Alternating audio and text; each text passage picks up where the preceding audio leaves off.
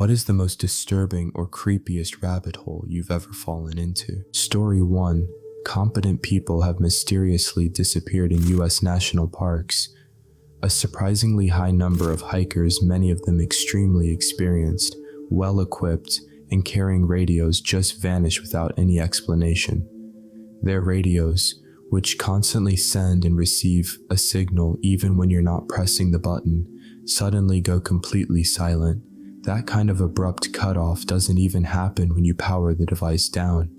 Yet that's exactly what happened in some cases. Others seem to wander in circles near their own camps, leaving trails that make no sense. Story 2. The Westall UFO case isn't exactly bizarre, but it's incredibly strange in how consistent the reports were. A large group of kids and a few teachers in Australia all witnessed what most people would call a UFO. Every single one of them described it in extreme detail, and every single description matched. They all said the craft was followed by 5 others that looked similar but were different colors. They all said the landing site left grass instantly flash burned without any fire. Local news chalked it up to a weather balloon, but no weather balloon even remotely matches what the witnesses described. And according to air traffic and military personnel, there was absolutely no aircraft activity that day, so little, in fact, that they described the airspace as unusually calm and eerie. Story 3. 2 young girls in England died in a car accident, and a year later their mother gave birth to twins who had the same birthmarks and looked strikingly similar to the daughter she lost. As they grew older, the new twins talked about things they should have had no memory of, like the family's previous home, which they moved out of years before the first set of twins died, or places they had never visited but the older girls had. They mentioned toys that had belonged to the deceased twins and were long gone. They even recalled conversations the first set of twins had with their parents years before the accident. It's the kind of story that will make you consider reincarnation. Story 4. The Dyatlov Pass incident only gets stranger when you put yourself back in that time period and remember it happened in Soviet Russia. Some details seem odd today, like missile testing near a hiking route, but were entirely plausible then. The case shares a bit of the same eerie confusion as the Yuba County 5. A group of experienced hikers died under extremely unusual circumstances. Their fatal injuries were obvious, like severe skull fractures or internal damage, but nothing around them explained how those injuries happened. Soviet investigators even spent weeks studying the snow physics in that specific area to try to find an explanation. Everything they found was either inconclusive or absurdly circumstantial. Story 5. The Yuba County 5 is one of those cases that isn't supernatural or world-shifting, but still unbelievably unsettling. The circumstances are almost impossible to fully piece together. Some parts look rational, and then another detail throws all logic out the window. Just when one explanation seems to fit, something else makes no sense at all. The moment where everything starts to go wrong still has no solid explanation, even though countless people have confirmed the details. Story 6. Where is everybody? The Fermi paradox has led to countless attempts to explain why we haven't encountered intelligent life, even though the math says we should have by now. It's more existential horror than hard fact, but learning about ideas like the Great Filter will make you feel tiny fast.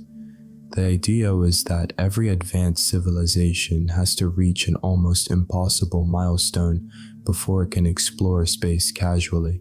The way we drive to another town, that milestone is the filter. Either we haven't hit it yet, meaning civilizations tend to destroy themselves before reaching that point, or we've already passed it, meaning intelligent life is incredibly rare. Then there's the dark forest theory, the idea that everyone in the universe stays silent because advanced life tends to be violent and destructive. so revealing your location is basically suicide. Zoo. Theory goes even weirder, that we're being watched, studied, or preserved by something more powerful, and we have absolutely no way to detect it, like that Rick and Morty episode with pocket universes but swap out power source for science project. Story 7. I once dated a German girl in Spain and had a few German friends there. A Spanish guy wanted to practice his German, so we organized language meetups. Pretty quickly, we realized this guy had an intense obsession with German culture, especially mid-20th century history. He belonged to a religious right-wing group that ran boys' summer camps, collected militaria, and had friends who were just as strange as he was. At one point, he asked one of my German friends if he could help him illegally ship banned militaria. That was the moment we all agreed it was safest to cut contact for good. Story 8. The transcripts of the tapes used by the toy box killer played to his victims after he abducted them are something I genuinely wish I had never read. I won't recommend anyone look them up. It was the first time I realized that some information stays with you whether you want it to or not. Before that, I used to dive into any disturbing topic without hesitation.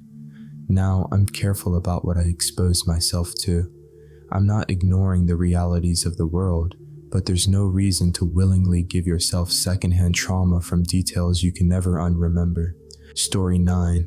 This one is a local case, but I heard it on a podcast series about a young girl who supposedly spent years in a hospital after a horrific accident connected to a satanic cult. She had no family except an abusive father, so she reached out online to a social worker who started talking with her every day. The girl's health kept declining until she eventually died. Because of COVID restrictions and not being family, the social worker could only follow her situation from afar, relying on daily updates from the doctors and a nurse caring for the girl. After the girl's death, the social worker met with the nurse in person to receive the girl's belongings and ashes. Together, they even found a peaceful place to leave the ashes and said their goodbyes. Wanting answers, the social worker contacted journalists to figure out how everything went so wrong. And then the truth came out. The girl never existed. For 3 entire years, the social worker had been catfished. The nurse had been pretending to be the girl, the doctors, the friends, every single person involved. All the medical updates, diaries, photos, files, all fabricated.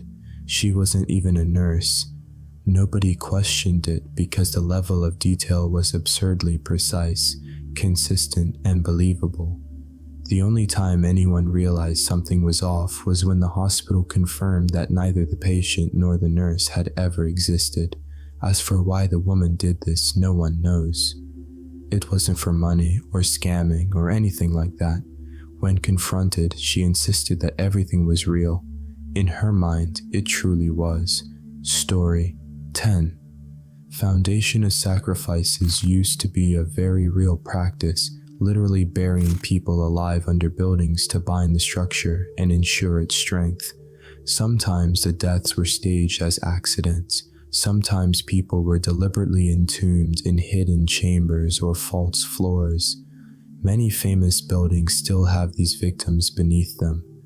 The Bank of London reportedly has a giant, an almost 8-foot-tall man beneath its foundation.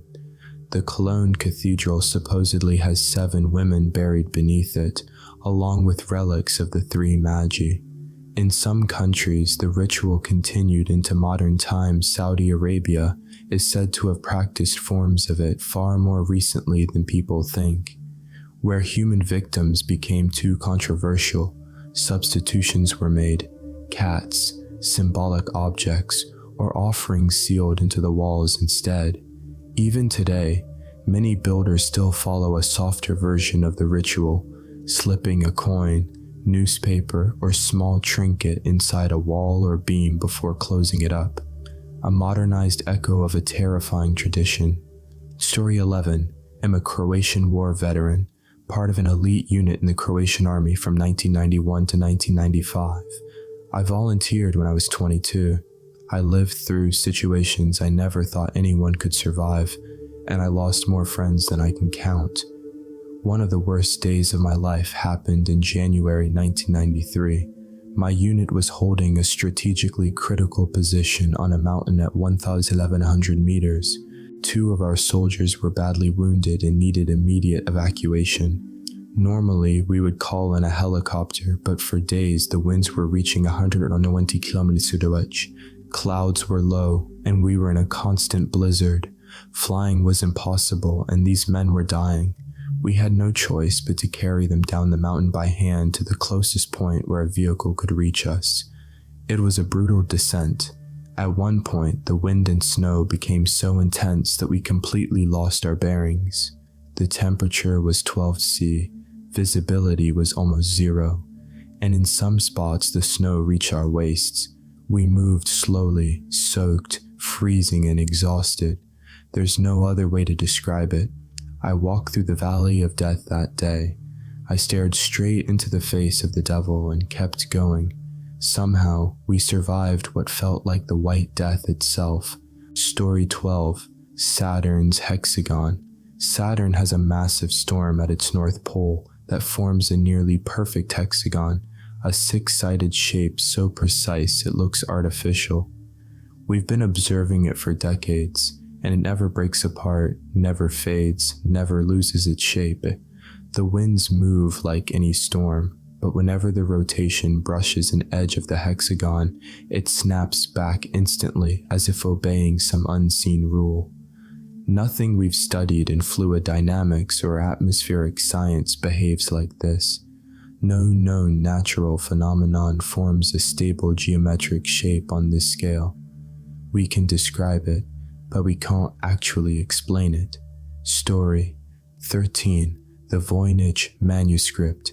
There's a centuries-old book written in a script that matches the structure of a real language, grammar, repetition patterns, rules, yet it exists nowhere else in recorded history.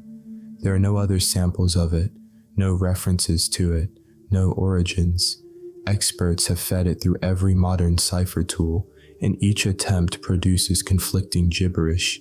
Even advanced AI systems error out immediately when trying to decode it. It follows the rules of language perfectly, but it's a language we've never seen before. There's something eerie about it, like it was never meant to be understood.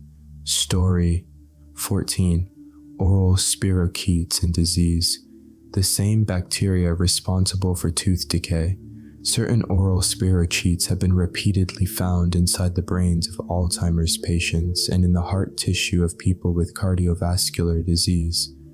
They're microbes that should only exist in your mouth, yet somehow they show up where they absolutely do not belong. It's long been known that dental health connects heavily to overall health, but the overlap is unsettling. My grandmother, who worked as a respiratory therapist, used to warn me, if you don't take care of your teeth, it's not just cavities you're risking, it could literally cost you your heart. Story 15, Daniel Larson. Daniel Larson is a schizophrenic TikTok creator from Denver who genuinely believes he's a world-famous musician. For years, he's been targeted by an online community that stalks and harasses him relentlessly. The constant interference has driven him into homelessness. Wherever he goes, someone is watching.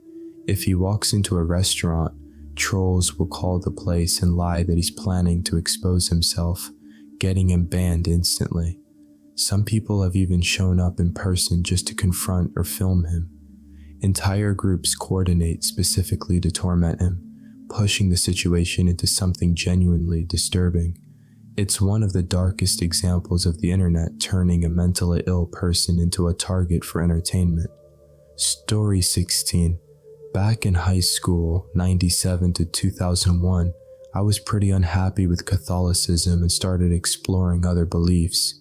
During that phase, I stumbled onto Scientology online. I didn't know anything about it, so I dug deeper and immediately found Operation Clambake and other sources breaking down the darker side of the organization and what they actually do. Ever since then, it's been a topic I'm weirdly fascinated by. Not an obsession, but anytime a new book or documentary about Scientology drops, I'm on it instantly. Another rabbit hole most people don't know about is the Royal Order of Jesters, a secretive subgroup inside the Shriners, who themselves are inside Freemasonry. It's basically a secret group within a secret group within a secret group. Invitations are extremely guarded, and even mentioning them can get you blacklisted. Their public image is just rich men hosting social events, but there's clearly a lot more behind the curtain. Story 17. If you're into tech history, you should read The Cuckoo's Egg by Clifford Stoll. It's wild. Stoll was a sysadmin at Berkeley in the 80s, back when computing time was expensive and billed like cell minutes. He was asked to track down a tiny 75-cent discrepancy in usage, and that tiny detail led him to uncover a hacker using the university system as a relay point. Over weeks, Stoll traced the intrusions back to West Germany. The hacker was breaking into US military and government systems, stealing sensitive info and selling it to the KGB. Eventually, federal agents got involved, and Stoll hilariously describes trying to explain technical concepts to people who had no clue what was going on. The whole story twists in directions you don't expect. Story 18. Louisiana sleeping pills is one of the strangest things I've ever heard, and I can barely find anything about it now. I originally saw it in a Wendigoon video that covered weird conspiracy theories. From what I remember, people found an online chat room where users kept talking about meetups, gear, events, sleeping pills, and other odd things almost like inside jokes between close friends. Internet investigators looked into it because it seemed suspicious, and they noticed the timestamps on those conversations lined up eerily well with major global events and targeted killings. Eventually, people figured out the chat room was likely being used by special operations forces to coordinate hits on high-value terrorist targets. Louisiana sleeping pills was supposedly code for bullets. Story 19. This one isn't huge, but it's something I stumbled across personally. I was on YouTube revisiting old ARGs in search for one. I remembered the one with the girl wearing a rabbit mask in front of what looked like an RV or camper. It popped up, but right next to it was a totally different video from a different channel, uploaded literally 20 minutes earlier in almost the exact same style. When I clicked the channel, it had a whole lineup of videos formatted just like older ARG content. I tried finding it again later, but the name escapes me and the channel seems to have vanished. Still the weirdest coincidence I've run into online. Story 20. I've got one, but it's pretty long worth the read though. Years ago, while I was away on a winter vacation, my home Linux server got hacked. I was logging in remotely from my grandparents' place when I noticed the system acting strangely. The logs were partially wiped, which was my first red flag. I immediately shut the server down so I could investigate it properly once I got home. The deeper I dug, the more surreal it became. Someone had broken in using a then recent sendmail vulnerability and had basically sold my server to someone else, who was using it to host an egg drop IRC bot. I joined the IRC channel it was connected to and saw people firing off short messages like CCs or root. A few minutes later, a longer message appeared. Some guy was furious over a bad data trade. He'd been sold junk info and wanted revenge by destroying the value of what he'd given in return. Suddenly, my screen fills with the full credit card details, address, and phone number of some guy in Texas.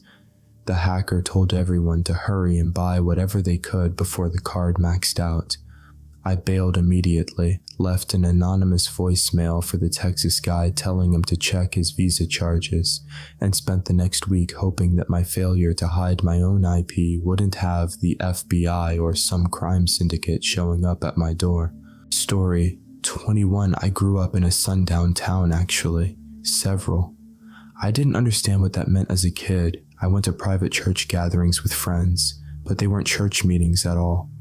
They were triple K meetings. The whole area was involved, and wealthy members were part of something they called the mansions, which was basically a status badge. When someone today says I don't see color, I get chills, because that was a coded phrase where I grew up. We were allowed to not see color as kids, but after sunset, anyone darker than olive skin just disappeared. When I turned 18, my parents found out I was hanging out with someone who was 1/4 black. They broke into his house, grabbed both of us, shoved us into their Escalade, and locked us in.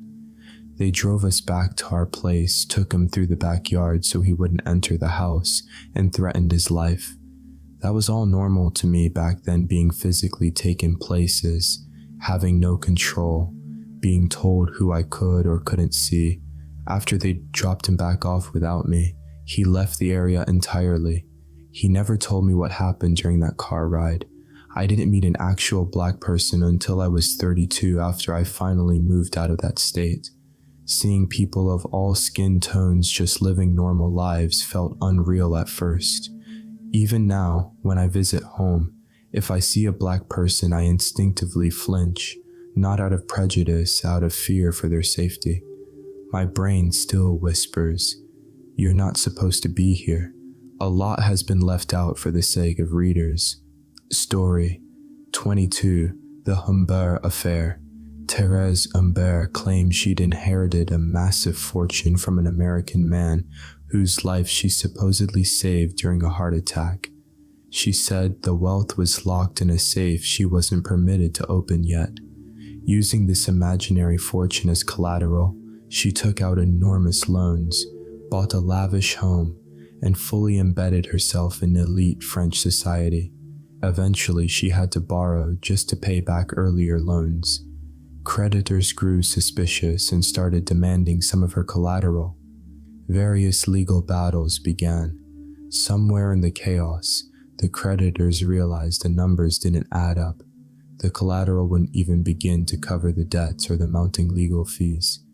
The courts finally ordered the safe open to verify the existence of the fortune. Inside was nothing but a brick and a British halfpenny. The fallout was so massive that the defaults and bankruptcies triggered a full-on financial crisis.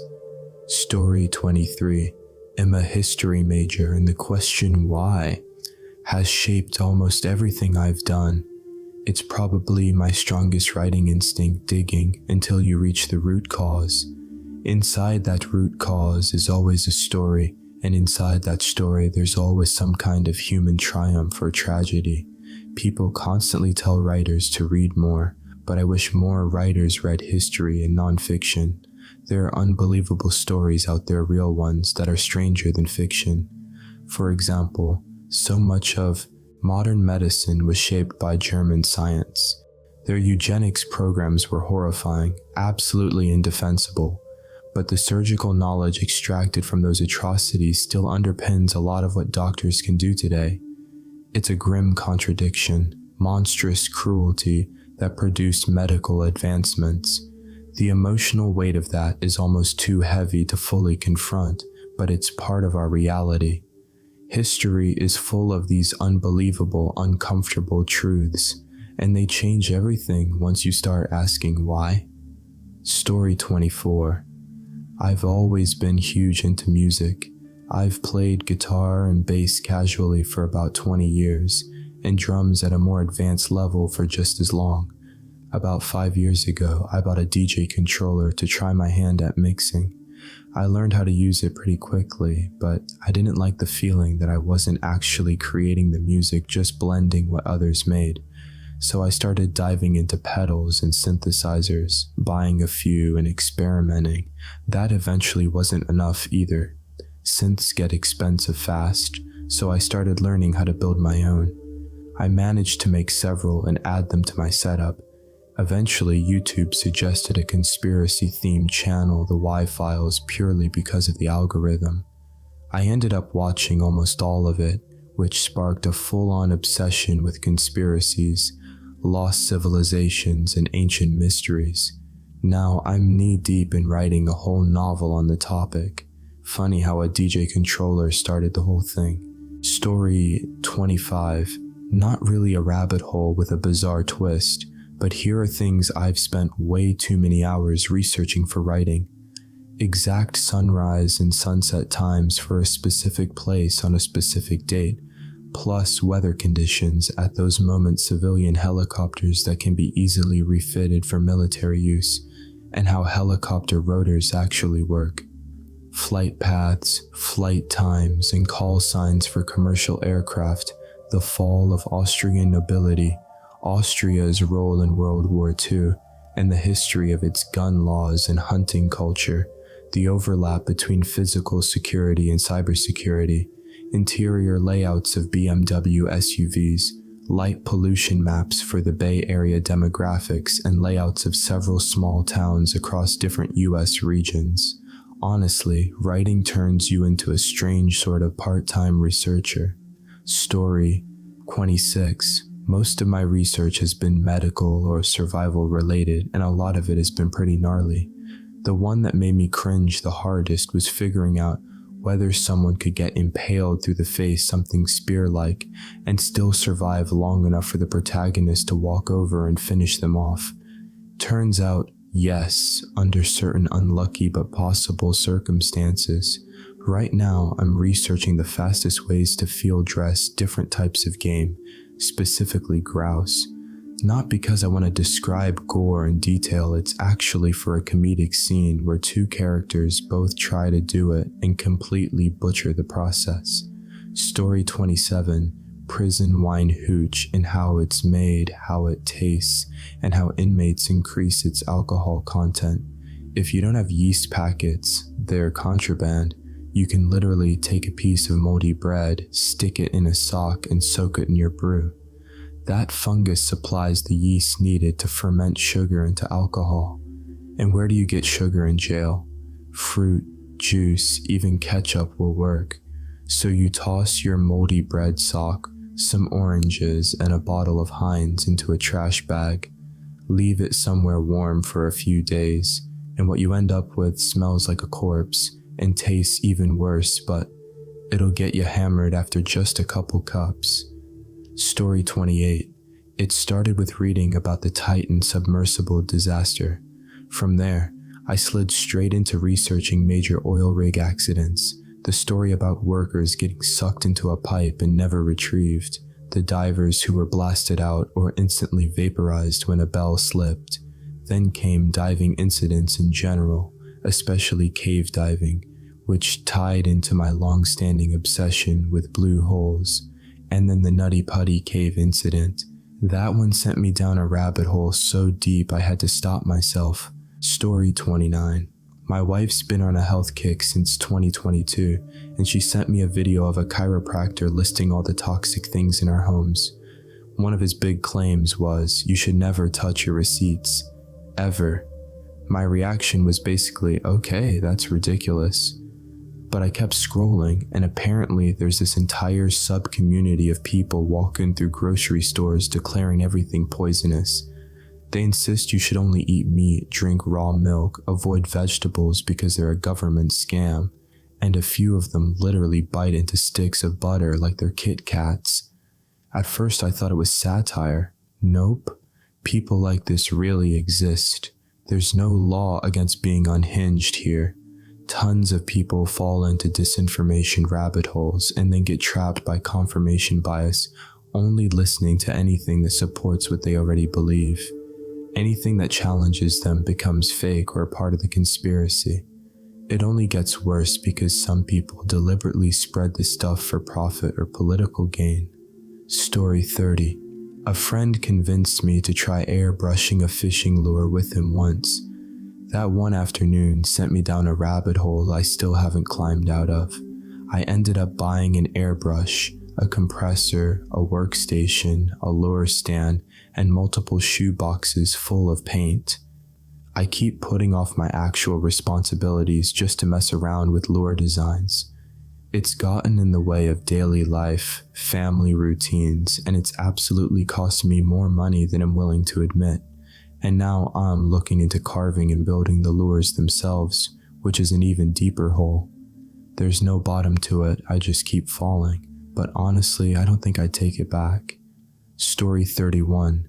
In the mid-2010s, I Googled the real story behind the movie Lone Survivor. That spiraled into a long rabbit hole of Navy SEAL mistakes, cover-ups, and a whole mess of Special Forces drama in Afghanistan. The actual events of Lone Survivor are far sadder and way less heroic than the movie makes them out to be. There were major command errors, and Luttrell's version of events ended up being full of exaggerations or outright lies.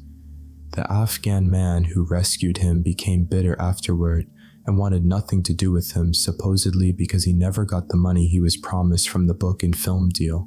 That research eventually led me to the Australian SAS war crimes investigations and how their whistleblower cases played out. By the end of it, I walked away with one conclusion: war is hell. Special forces and governments will lie to protect their image, and nobody really wins in that part of the world. Story 32. The Andy Fanfiction saga was one of the strangest rabbit holes I've ever gone down. He started as a fan who created a Lord of the Rings themed cult, claiming he could channel the characters. Then he organized a convention that never happened, scamming people out of a lot of money. After his main follower left him, that whole identity vanished, only for him to reappear later as the author of a massive Harry Potter fanfiction called Dumbledore's Army in the Year of Darkness, DOYD. Behind the scenes, he apparently ran that fandom the same way, telling certain fans he could channel the characters and forming another cult-like inner circle. He ended up living with a D&D superfan whose ex killed her, their other roommate, and himself, leaving Fanfiction as the only survivor of a triple homicide. His ex has written extensively about her experiences, and reading about the whole D-verse is absolutely wild. I got hooked for weeks reading everything people posted about him. I don't even know why it grabbed me so much. It's just such a bizarre, unsettling story. Story 33. The Alcasser murders. Spain's most infamous case is a complete rabbit hole. 2 suspects were connected to the crime. One served time and was released in 2013 under the Parole doctrine, and the other suspect disappeared, had actually been jailed a year before the murders, then mysteriously granted a 6-day temporary release 8 months before the girls were killed, which only makes the whole thing stranger. The civil guard botched almost every step of the investigation. The crime scene was handled terribly, evidence wasn't preserved properly, and the first medical examiners did such an awful job that a second examiner publicly tore apart the report. Some people believe powerful figures in Spain were involved, and the police were pressured to find anyone fast. The entire case leaves you with this nagging feeling that something big got buried. The first time I learned about it, I couldn't stop thinking about it for days. Story 34. The Hutchison effect has always fascinated me, not just the supposed effect itself, but everything around it. The bizarre videos, the claims of metal warping, levitation, and interference effects, the mystery of how he supposedly produced them, and the people who suddenly showed interest in his lab. Then there's the conspiracy angle where all his equipment allegedly got seized under suspicious circumstances. Just an all-around strange story. Another one that pulled me in is the John Lang case. He was a Fresno man who publicly accused the local police of corruption and began documenting what he said was constant surveillance and harassment. He had actual videos of unmarked vehicles watching his home, officers parking outside, and even a minivan using a thermal imaging camera to check if he was inside, probably to time a break-in, according to him. He posted online saying, "If something happens to me, it's the Fresno PD." Less than a week later, he was found stabbed to death and his house was set on fire, likely to destroy evidence. If he hadn't recorded everything himself, people would probably dismiss him as paranoid, but the footage makes it disturbingly real. and it seems like everyone involved just walked away untouched. Story 35. The Morgan Ingram case is the deepest rabbit hole I've ever gone down.